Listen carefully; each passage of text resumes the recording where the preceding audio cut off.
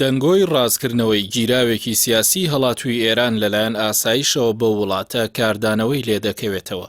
لە تۆڕە کۆمەڵایەتیەکان بڵاوکرایەوە کە هاوڵاتی موستەفا سەلیمی لە ڕۆژی 27 ئازار لە زیندانی شاری سەقز لە گەڵ ژمارەیەک زیندانی دی کە هەڵاتون و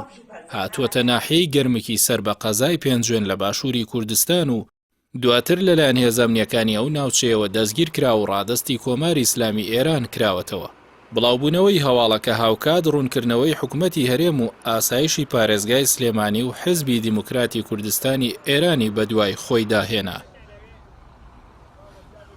ئاسایشی پارێزگای سلێمانی ڕەتی دەکاتەوە هیچ کەسێکیان لە ناوچەی گەرمک دەستگیر کردبێت و بڵاوکردنەوەی ئەو دەنگۆیانەش بۆ زڕاندنی ناوی دەستگاکەیان دەزانێت.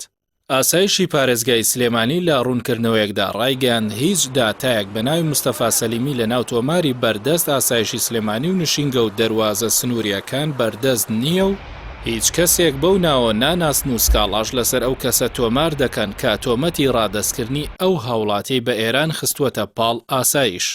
وتەبێژی حکومەتی هەرێمی کوردستانیش لە ڕوونکردنەوەیەکدا لەبارەی دۆسیەی ڕادەستکردنەوەی موستەفا سەلیمی بە ئێران ڕایگەیاند حکومەتی هەرێم ئاگاداری ئەو بابەتە نەبووە و ئەگەر شتێکی واژ ڕووی دابێت ئەوە بەبێ ئاگاداری حکومەتی هەرێم کراوە لەسەر فەرمانی سەرۆکی حکومەت لیژنێکی لێکۆڵینەوە پێک دێنرێت. لەسەر هەمان بابەت بەرپرسی پەیوەندیەکانی حیزبی دیموکراتی ئێران پشتڕاستی لە سێدەرەدانی موستەفا سەلیمی کردەوە، بەڵام ڕەتی کردەوە کە پەنای بۆ باشووری کوردستان هێنابێت و هێزە ئەمنیەکان ڕادەستی ئێرانیان کردبێتەوە. ئیسماعیل ڕەحمانی بەرپرسی پەیوەندیەکانی حیزبی دیموکراتی کوردستانی ئێران لە سلێمانی ڕایگەاند تەنها ئەوەندە دەزانن پێشتر لە زیندان هەڵاتووە و هیچ بەڵگەیەکی دروست بەردەست نییە بیسەلمێنێت لەلایەن هێزە ئەمنیەکانی باشوورەوە ڕادەستی کۆماری ئیسلامی ئێران کرابێتەوە و ئەو دەنگۆیە ڕاست نییە و چاواشەی خەڵکی پێدەکرێت.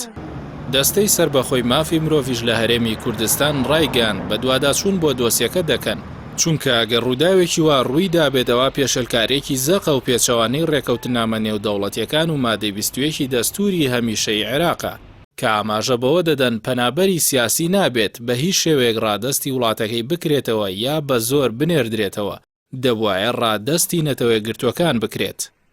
زیا پترۆس سەرۆکی دەستەی سربەخۆی مافەکانی مرۆڤ لە هەرێمی کوردستان لە پەیوەندێکی تەلەفۆنیدا بە پەیامی ڕاگەیاند لە میانی بە دوواداچوونەکانیاندا ئاسایشی قەزای پێنجوێن پێی ڕاگەیاندون چەند هاوڵاتیەکی ڕۆژهەڵاتی کوردستان هاتوونەتە قەزاکە بەڵام خۆیان بە کرێکار ناساندووە، هەر بۆیە ئەوانیش ڕادەستی ئێرانیان کردووەتەوە، بەڵام تا ئێستاوە نازانرێت ئایا موستەفا سەلیمیش لەناو ئەو هاوڵاتیانەدا بووە کە ئاسایشی پێنجوێن وەک کرێکار ڕادەستی ئێرانی کردوون یاخود نا. هاوکات سنتەری میترۆ بۆ داکۆشی لە مافی ڕۆژنامەنووسان داوا لە حکومەتی هەرێم دەکات ڕاستی ئەو هەواڵانە بۆ ڕای گشتی و ڕێکخراوە نێودەوڵەتیەکان ڕوون بکاتەوە کە باز لە ڕادەستکردنەوەی ئەو هاوڵاتیە دەکات بە دەسەڵاتدارانی ئێران لەلایەن هێزی ڕەسمیەوە. سنتەری میترۆ لە سەرزاری ڕێکخراوی لێبوردنی نێودەوڵەتی ڕایگەاند ڕۆژی هەینی دەسەڵاتدارانی ئێران داوایان لە خێزانی موستەفا سەلیمی کردووە سەردانی بکات. لە کاتی سەردانەکە سەلیمی باسی لەوە کردووە کە هێزە ئەمنیەکانی هەرێمی کوردستان کە ناسراون بە ئاسایش دەستگیریان کردووە و لە مەرزی سەیران بند بانە ڕادەستی هێزی ئەمنی ئێرانیان کردووە. موستەفا سەلیمی لەدایک بووی 25 حوزەیرانی 1967 و لە ساڵی 2003 دەستگیر دەکرێت و بە چەند تۆمەتێکی جیاواز ماوەی 17 ساڵ لە زیندانەکانی شاری سنە و سەقز زیندانی بووە و حکمی سێداری هەبووە. لە چوارچێوەی شکاندنی زیندانەکان لە ماوەی ڕابردوودا و لە ساتی بڵاوبوونەوەی ڤایرۆسی کۆرۆنا و دوای شکاندنی دەرگای گرتوخانی ناوەندی سەقز لە کۆتایی مانگی ڕابردوو ناوبراو لەگەڵ زیاتر لە 7 زیندانی دیکە هەڵات و دوای چەند ڕۆژێکیش لە هەڵاتنی لە زیندان لەلایەن هێزە ئەمنیەکانی ئێرانەوە لە سنووری شاری بانە دەستگیر کرایەوە. دواتر و درنگانێکی شەوی ڕابردوو لە گرتوخانەی سەقز سزای لە سێدارەدانی بەسەردا جێبەجێ کرا و لە سێدارە درا.